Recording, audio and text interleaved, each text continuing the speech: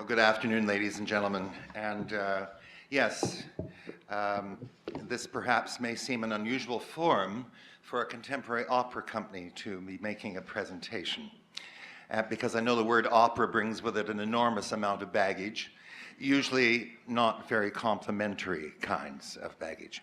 Tapestry is, however, unique in the world. It's a company now 32 years old, and we work with contemporary writers and composers because we believe that the art form of opera is really possibly one of the strongest ways of bringing change in the way people think, because it enters their minds not through their intellect but through their hearts.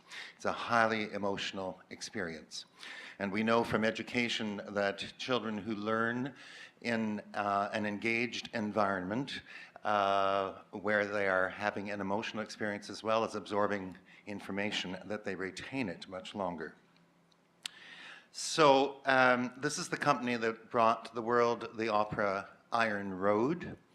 It was a Millennium Project, 2001, and it brought to the stage a story like a number of Canadian stories that have laid buried in our past, and that is that the great icon, the Canadian Pacific Railway, was a steel band that united the country in a marvelous, almost folkloric way, at the cost of 6,000 Chinese laborers who gave their lives to build the last part through the Rocky Mountains.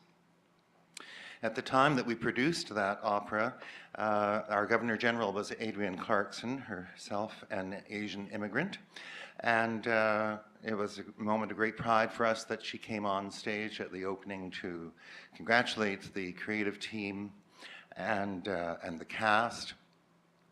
And I have to think that it's not insignificant that this story, which had not made its way into any of our history books, was brought to the public in such a way, and only 4 years later, finally restitution was made to the families who had lost relatives in the building of that railway. Well, flash forward now, a decade later, and the thing about working with writers and composers is that they are probably some of our most socially aware individuals, and also people who care deeply about what's going on not only in Canada but around the world. And so when Colleen Murphy, who is a Governor General Award-winning playwright, met Aaron Gervais in our annual Composer Librettist Laboratory. This is like a 10-day hot workshop where we put 4 writers together with 4 composers, and they have to pair up once with each of those. So coming out of that, we get 16 5-minute operatic scenes.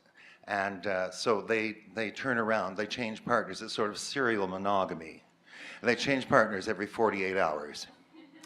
And learn what it is to work in this art form, this highly collaborative art form. So Colleen met Aaron 6 years ago, and they have together been working on this piece called Oksana. We call it Oksana G. It's actually called, in its long title, The Enslavement and Liberation of Oksana G. And it's based on a true story.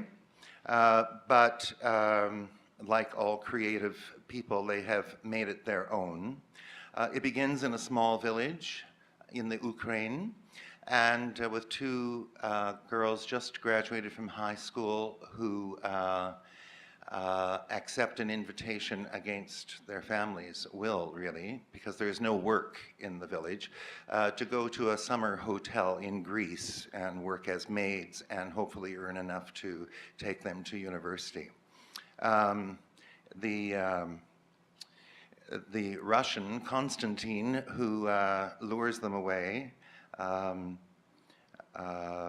pretty soon makes it clear that they won't be coming back soon. So we have in Act 1 an actual scene which is a live human auction. And it takes place in kind of the back room of a bar. The street front is just a regular bar. It's the late 80s, and you will in fact hear some 80s house music in the background.